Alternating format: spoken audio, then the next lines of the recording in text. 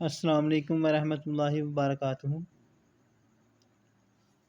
Doctor دلاور حسین مدنی homeopathy clinic دی دوالی سے آج کا ہمارا جو ٹاپک ہے ہومیوپیتھی کی میڈیسن کریٹیگس کے متعلق ہے۔ یہ دوا سر میں چکر لاتی ہے، نبض کی چال کو سست بناتی ہے، ہوا کی طلب پیدا کرتی ہے، خون کے دباؤ کو کم کرتی ہے،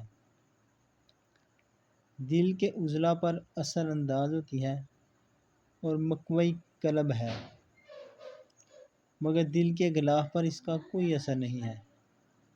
ہاں، دل کے پٹھوں کو متاثر کرتی ہے۔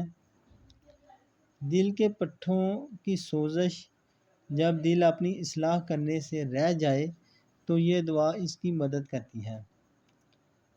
دل کی چال کی بے قاعدگی، شارع کی خرابیاں اور ان کے باعث ہونے والی بے خوابی، خون کی کمی، استسقاء، جلد پر سردی لگے، درد شرائین میں بھاری تناؤ، قلبی علامات والے بد مزاج اشخاص کے لیے مسکن ہے۔ ایسے پرانے قلبی امراض جن میں جسمانی کمزوری بہت زیادہ ہو، دل کی چال بے حد کمزور اور بے قاعدہ، استسقاء عامہ، بے حد عصبیت، اس کے ساتھ سر کی پشت اور گردن میں درد، ٹائیفائڈ کی غشی، آنتوں سے خون گرے، ہاتھ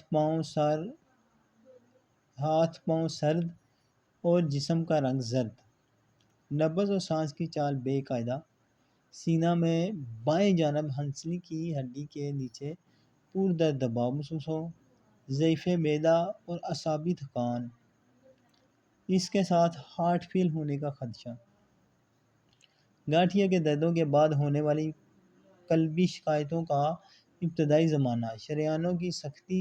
کہا جاتا ہے کہ جب وریدوں کی دیواروں میں سختی آئی ہو یا وہاں چونا جم گیا ہو تو یہ ان دونوں شکایتوں کو دور کرتی ہے اور چونے کو تحلیل کر دیتی ہے۔